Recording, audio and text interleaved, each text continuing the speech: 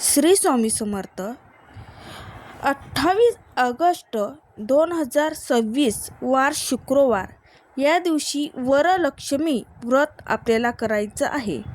वर आणि लक्ष्मी म्हणजेच वरदान देणारी लक्ष्मी, साक्षात भगवान विष्णूची पत्नी असलेली श्री महालक्ष्मीच्या आपल्याला पूजन करायचं आहे. तेच आपण आजच्या या व्हिडिओमध्ये पाहणार आहोत. रक्षाबंधनाच्या आधी जो शुक्रवार येतो तेव्हा आपण वरलक्ष्मी व्रत करत असतो. पण योगायोग यावर्षी असा आला आहे की वरलक्ष्मी व्रत या रक्षाबंधन एकच दिवशी आलेलं आहे. बघा, वरलक्ष्मी व्रत आणि वैभवलक्ष्मी व्रत हे दोन्ही व्रत वेगवेगळे आहेत. काही ठिकाणी याला वरलक्ष्मी व्रत सुद्धा म्हटलं गेलं आहे. वरलक्ष्मी व्रत हे वर्षातून एकदाच येते. ते श्रावणातल्या एका शुक्रवारच व्रत असतं. त्याच दिवशी संकल्प करायचा असतो, पूजा मांडणी करून विधिवत पूजा करायची असते आणि संध्याकाळी या व्रताचे उद्यापन सुद्धा करायचं असतं. वैभवलक्ष्मी व्रतामध्ये आपण जेव्हा कलश मांडतो तर त्या कलशामध्ये आपण पाणी भरतो. पण या वरलक्ष्मी व्रतामध्ये कळसात पाणी न भरता त्यामध्ये तांदूळ भरायचं असतात आणि पूजा मांडणी देखील खूप सोपी आहे. तर बघा, हे वरलक्ष्मी व्रत तुम्ही कर्जमुक्तासाठी, आपल्या घरामध्ये सुख शांती समृद्धी राहावी, तसेच लक्ष्मी प्राप्तीसाठी किंवा आपल्या कुटुंबातल्या मंडळी रोगमुक्त राहावीत यासाठी सुद्धा तुम्ही हे व्रत करू शकता. तसे प्रत्येक महिलाने आपल्या घरामध्ये धनाला बरकत राहावी यासाठी हे एक दिवस व्रत आवर्जून करावे. तर बघा, थोडक्यात काय तर हे एकच दिवसाचं व्रत आहे आणि म्हणून आवर्जून करावे. आता ते कसं करावे, काय करावे या संदर्भातली संपूर्ण माहिती मी तुम्हाला देत आहे. तर संपूर्ण व्हिडिओ तुम्ही स्किप न करता पहा. चला तर मग व्हिडिओला सुरुवात करूया.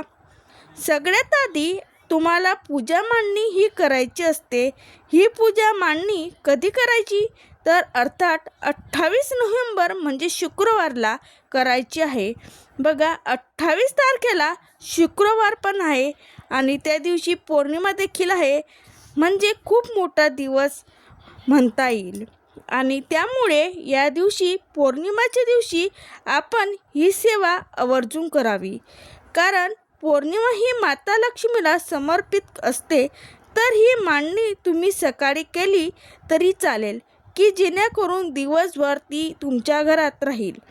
जर तुम्ही वैभवलक्ष्मी व्रत करत असाल तर ज्या पद्धतीने वैभवलक्ष्मीची मांडणी असते त्या शेजारच्या तुम्हाला ही मांडणी करायची आहे आणि ही मांडणी तुम्ही दिवसभर करून ठेवण्याचे प्रयत्न करा. म्हणजे जेणेकरून दिवसभर माता लक्ष्मीचा वास आपल्या घरात राहील. अर्थात वैभवलक्ष्मीची मांडणी आपण संध्याकाळी करत असतो आणि ती दर शुक्रवारी करत असतो. आणि वरलक्ष्मीची मांडणी ही वर्षातून एकदाच करायची असते आणि हे व्रत वर्षातून एकदाच केलं जातं आणि एकच दिवशी हे केलं जातं. म्हणून सांगते की ती सकाळी मांडणी करा. अगदी सकाळी तुम्ही 5ला करा, 6ला करा, ब्रह्ममुहूर्तावर केली तरी देखील खूप उत्तम. पण नाही शक्य होत असेल तर तुम्हाला जेवढे जास्त लवकर मांडणी करता येईल तेवढ्या लवकर प्रयत्न करा करण्याचा. आता ही पूजा मांडणी कशी करायची ते पण तुम्हाला सांगते. पण सगळ्यात आधी वरलक्ष्मी व्रत म्हणजेच वरलक्ष्मी व्रत हे तेलंगणा, कर्नाटकमध्ये या दिवशी केली जातं. पण महाराष्ट्रामध्ये ही सेवा केली जात नाही. पण माता लक्ष्मीची ही सेवा आपल्याला घरात व्हावी, तिने आपल्या घरात स्थायी स्वरूपात वास करावा असे प्रत्येकाला वाटतं. म्हणूनच ही मांडणी तुम्हाला करायची आहे आणि ही सेवा देखील करायची आहे. कारण ही माता लक्ष्मीची सेवा आहे आणि त्यामुळे तुम्ही ही सेवा आवर्जून करावी. तर आता बघूया, पूजा मांडणीसाठी एखादा चौरंग किंवा पाट मांडून घ्यायचा आहे.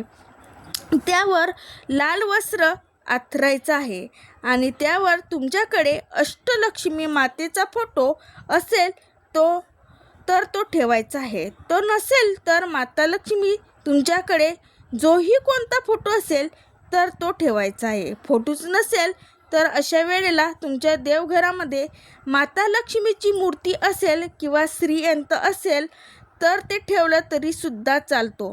फोटो असेल तर भिंतीला टेकून ठेवायचा आणि श्रीयंत्र किंवा माता लक्ष्मीची मूर्ती असेल तर थोडंसं तांदूळ ठेवून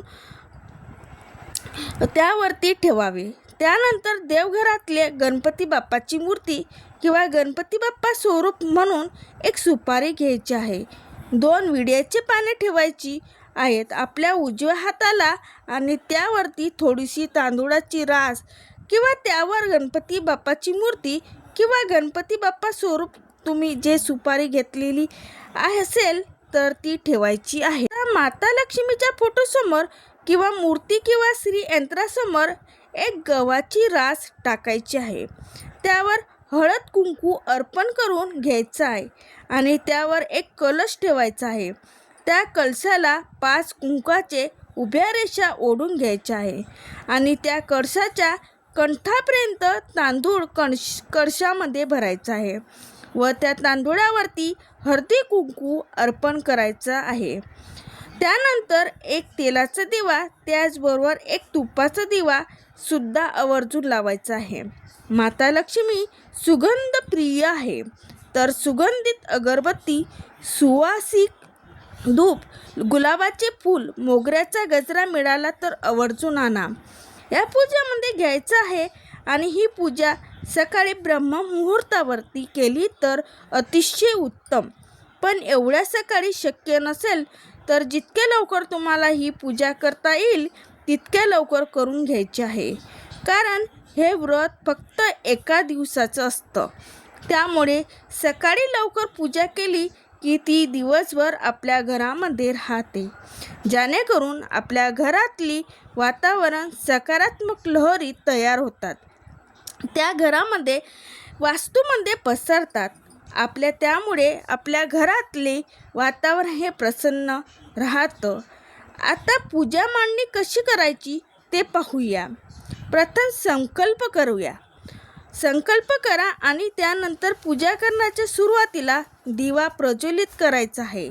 दिव्याचं पूजन करायचं आहे आणि त्यानंतर गणपती बाप्पा स्वरूप तुम्ही सुपारी घेतलेली असेल किंवा गणपती बाप्पाची मूर्ती घेतलेली असेल तर ती ऐका.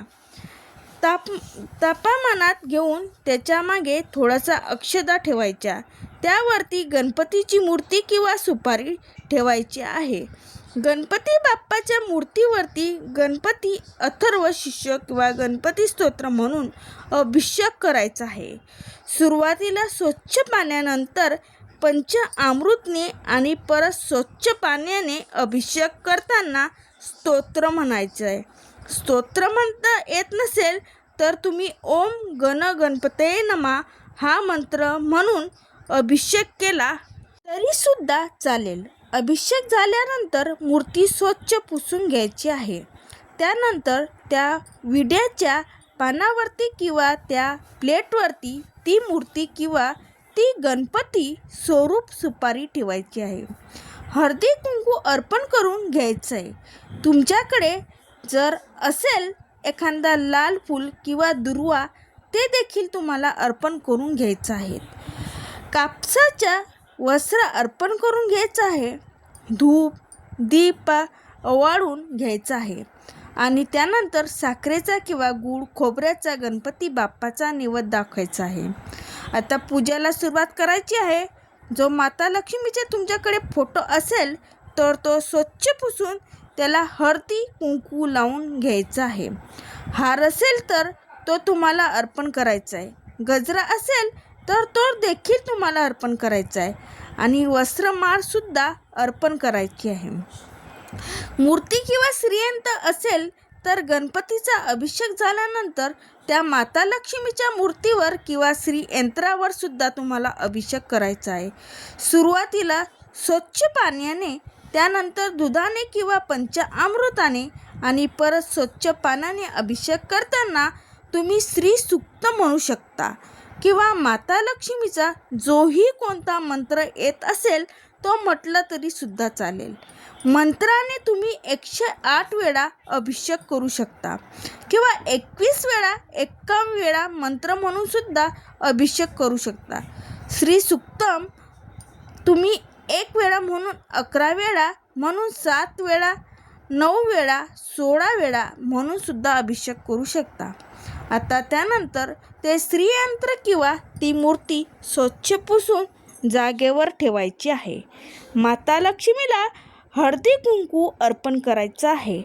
गजरा असेल तर तो अर्पण करायचा आहे. लाल फूल अर्पण करायचं आहे. वस्त्रमाळ अर्पण करायची आहे. आणि जो तांदूळाचा भरलेला कलश आपण ठेवलेला आहे त्यावर एक नारळ ठेवायचा आहे. हा नारळ पाण्याने भरलेला असावा. हे आपल्याला कोणी ओटीत वगैरे दिलेलं नसावं. म्हणजेच आपल्या स्वतःच्या पैशाने आणलेलं नारळ यावर आपल्याला ठेवायचं आहे. आणि त्यानंतर या नारळाला हळदी कुंकू अर्पण करून घ्यायचं आहे. वस्त्रमाळ अर्पण करायची. गजरा असेल तर तो देखील अर्पण करायचा आहे. धूप दीप ओवाळून घ्यायचं आहे. हे सगळं करत असताना ओम श्री महालक्ष्मी नमः, ओम श्री महालक्ष्मी नमः किंवा श्री सुक्तम तुम्ही म्हणू शकता किंवा महालक्ष्मी अष्टक तुम्ही म्हणू शकता. आणि त्यानंतर आता आपल्याला नैवेद्य दाखवायचं आहे. त्यामुळे मी सुरुवातीला सांगितल्याप्रमाणे या व्रतामध्ये 21 प्रकारच्या नैवेद्यामध्ये तुम्ही ड्रायफ्रूट्स, गोड पदार्थ आणि फळ मिळून 21 नैवेद्य तयार करू शकता आणि त्यांचा नैवेद्य दाखवू शकता. जसं की तुम्ही काजू, मनुके, बदाम, वेगवेगळे फळं, गोड पदार्थामध्ये खीर, पेढे, दूध, साखर, बासुंदी किंवा अजून जे काही असेल असं सर्व मिळून तुम्ही 21 प्रकारचे थोडे थोडे पदार्थ छोट्या छोट्या वाटीमध्ये किंवा प्लेटमध्ये घ्यायचं आहे. आता यामध्ये तुम्ही ड्रायफ्रूट्स मग काजू बदाम असेल तर माता लक्ष्मीला ते देखील तुम्ही अर्पण करू शकता. तुम्ही फक्त दूध साखरेचा नैवेद्य जरी देवी माता लक्ष्मीला अर्पण केला तरी सुद्धा ते प्रिय आहे. किंवा तुम्ही खीर देखील अर्पण करू शकता. अगदी तुम्ही शिरा जरी केला तरी काही हरकत नाही. लवंग बघा, माता लक्ष्मीला लवंग खूप प्रिय आहे. ते सुद्धा तुम्ही देवी मातेला लक्ष्मीचा नैवेद्य म्हणून अर्पण करू शकतात. वेलदुडे ज्याला आपण वेलाची म्हणतो ती सुद्धा अर्पण करायची आहे. बघा, तुमच्याकडे 21 प्रकारची नैवेद्य देता आलं नाही तर तुमच्याकडे जे देता येईल ते घ्या. शेवटी भक्ती महत्त्वाची आहे आणि नैवेद्य दाखवून आरती करायची आहे. सुरुवातीला गणपतीची आरती, त्यानंतर माता लक्ष्मीची आरती, मग लक्ष्मीची व्रताची आरती करू शकता. आणि त्यानंतर कहाणी वाचायची आहे. तुमच्याकडे पुस्तक असेल तर तुम्ही ती वाचू शकता आणि पुस्तक नसेल तर मी कहाणी व आरतीसुद्धा आपल्या चॅनलवर अपलोड करण्याचा प्रयत्न करेल. आता या दिवशी उपवाससुद्धा करायचा असतो. उपवास दिवसभर करायचा आहे आणि संध्याकाळी उद्यापन झाल्यानंतर उपवास सोडायचा आहे. उपवासाला तुम्ही फळं खाऊ शकता, ज्यूस देखील घेऊ शकता, चहा, कॉफी, दूधसुद्धा घेऊ शकता. हवं असेल तर साबुदाणा किंवा भगर गोड बनवून तुम्ही खाऊ शकता, पण शक्यतो तिखट मिठाचा वापर करू नये. पण आपल्यापैकी बरेच जण असे आहेत की त्यांना डॉक्टरांनी उपवास करू नका असं सांगितलं आहे आणि त्याचा हा उपाय करण्याची इच्छा आहे, म्हणजेच हे व्रत करण्याची इच्छा आहे. तर अशा वेळेला तुम्ही औषध गोळ्या वगैरे सुरू असतील तर उपवासाचे तिखट पदार्थ खाऊ शकता. पण त्यामध्ये मीठ जे आहे ते तुम्ही उपवासाचं वापरा, ज्याला सदैव मीठ म्हटलं जातं. तर त्या मिठाचा वापर करा आणि तिखट मिठाचा जर फराळ करणार असेल तर तो फक्त तुम्ही एकदाच खा. संध्याकाळी उद्यापनानंतर लगेच आपल्याला आपला उपवास जो आहे तो सोडायचा आहे. त्यांच्यामुळे आता उद्यापन कसं करावे? उद्यापनासाठी 5 संतानू सवाष्ण महिला बोलायच्या आहेत. जर नाही मिळाल्या तर एक सवाष्ण किंवा एक कुमारिका माता लक्ष्मी स्वरूप मानून तिची पूजा करावी. आता पूजा मांडणी तर आपल्या सकाळीच केलेली आहे. संध्याकाळी फक्त धूप आणि दीप आपल्याला लावून घ्यायचं आहे. ज्या काही महिला किंवा कुमारिका आपल्या घरी येतील त्याचे पाद्यपूजन म्हणजे त्यांचे पाय वगैरे स्वच्छ धुवायचे आहेत. त्यांना हळदी कुंकू लावायचं आहे. त्यांना बसण्यासाठी आसन घ्यायचं आहे. त्यांना पिण्यासाठी तुम्ही चहा कॉफी किंवा दूध देखील देऊ शकता. तुम्हाला हवं असेल तर तुम्ही खीर बनवू शकता किंवा तुम्हाला जर हवं असेल तर तुम्ही अगदी जेवणसुद्धा त्यांना बनवू शकता. आता वरण भात भाजी पोळी त्यामध्ये एखादा गोड पदार्थ पेशील खीर बनायची आहे. आणि या स्वयंपाकामध्ये कांदा लसूण यांचा वापर अजिबात करायचा नाही. तसेच यापैकी जे शक्य असेल ते तुम्ही तुमच्या सवासींना खाण्यासाठी किंवा पिण्यासाठी देऊ शकता. आता त्यानंतर त्याची ओटी देखील भरायची आहे आणि त्या ओटीमध्ये एक फळ जे आहे ते आवर्जून घ्यायचं आहे. आणि या प्रकारे सध्या सोपी पद्धतीने उद्यापन करायचं आहे. आता उद्यापन झाल्यानंतर रात्री उपास सोडायचा आहे. उपास सोडताना जे काही गोड पदार्थ आपण नैवेद्य दाखवल्यामध्ये असेल तर गोड पदार्थ अगोदर खायचा आणि त्यानंतर वरण भात भाजी पोळी खाऊन आपल्याला हा उपवास सोडायचा आहे. आता दुसऱ्या दिवशी सकाळी स्नान झाल्यावर उत्तर पूजा करायची आहे. उत्तर पूजा करण्यासाठी जिथे पूजा मांडणी केली आहे तिथे दिवा लावायचा आहे. या पूजावरती हळदी कुंकू अर्पण करायचं आहे. थोडंसं उजव्या हातामध्ये अक्षता घ्यायचं आहे. पूजा दरम्यान काही चूक भूल झाली असेल तर त्याबद्दल क्षमा मागायची आणि माता लक्ष्मीला तू माझ्या घरामध्ये सदैव कायम स्थिर भगवान विष्णूसोबत वास कर. तुझ्या आशीर्वादाने तुझ्या कृपेने माझं घर नेहमी धनधान्याने भरलेलं राहू दे किंवा व्यतिरिक्त अजून जे काही तुम्हाला माता लक्ष्मीकडे मागायचं असेल तर ते मागायचं आणि या अक्षता या पूजावरती आपल्याला अर्पण करायचं आहे. आणि त्यानंतर मग ही पूजा उचलायची आहे. मूर्ती फोटो जे काही असतील तर ते जागच्या जागेवर ठेवायचे. देवा वगैरे स्वच्छ करून आपण ते वापरू शकतो. आणि सकाळी उत्तर पूजा करताना जो दिवा लावलेला आहे तो हाताने विझवायचा नाही किंवा तो शांत करायचा नाही. तो दिवा तसाच उचलायचा आणि देवासमोर किंवा तुळशीसमोर ठेवायचा आहे. या कैलासाखालच्या आपल्या धान्य आहे गहू व साठवणीतल्या धान्यामध्ये टाकायचे आहे. कळसामध्ये जे तांदूळ भरलेलं आहे त्यातले थोडे तांदूळ साठवणीच्या तांदूळामध्ये टाकायचे. थोडेसे तांदूळ त्या दिवशी भात बनवण्यासाठी आपण वापरू शकतो आणि थोडेसे तांदूळ तुम्ही त्या पक्ष्यांना देखील घालू शकता. आणि आपण जे काही भात बनवणार आहोत तर त्या घरातले सर्वांनी तो भात खायचा आहे. म्हणजेच काही तर अगदी मुठभर त्या तांब्यामध्ये तांदूळ घ्यायचे. त्याचमध्ये अजून दुसरे तांदूळ मिक्स करायचे आणि त्यांचा भात बनवायचा.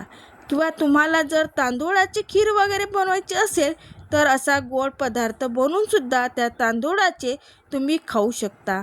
आणि जे काही फुले हार असतील तर ते तुम्हाला निर्मलामध्ये टाकायचं आहे. आणि जे देवीला प्रसाद ठेवलेला आहे ते फळ वगैरे जे ड्राय फ्रूट्स वगैरे तर ते घरातल्या सर्व मिळून खायचे आहे. जो काही नारळ ठेवलेला होता कळसामध्ये तर तो तुम्ही खाऊ फोडून शकता. आता मात्र मानसिक पाळी सूतक विताळ असेल तर त्याचा प्रसाद तुम्ही खाऊ नका. आणि मानसिक पाळी सूतक विटाळ असेल तर आपल्याला ही वरलक्ष्मीची पूजा आहे ते देखील तुम्हाला करता येणार नाही. आता या दिवशी पौर्णिमा आहे म्हणून जास्तीत जास्त सेवा देखील करायची आहे. ज्याच्यामध्ये कुंकुमार्चन सेवा करा. महालक्ष्मी अष्टक पाठन करायचं आहे. आता माता लक्ष्मीला काय आवडतं तर तिला भगवान विष्णूचा सेवा अतिशय प्रिय आहे. तर अर्थात आपल्याला व्यंकटस्तोत्राची जास्तीत जास्त तुम्ही सेवा करण्याचा प्रयत्न करा. तर वरदलक्ष्मी व्रतामध्ये तुम्हाला संपूर्ण माहिती मिळेल असेल अतिशय साध्या सोप्या भाषेत संपूर्ण माहिती तुमच्यापर्यंत पोहोचण्याचा प्रयत्न केलेला आहे. तर व्हिडिओला नक्की लाईक करा, शेअर करा आणि चॅनलला सबस्क्राईब करायला विसरू नका. आणि व्हिडिओ शेवटपर्यंत पाहिल्याबद्दल अगदी मनापासून खूप खूप धन्यवाद. श्री स्वामी समर्थ.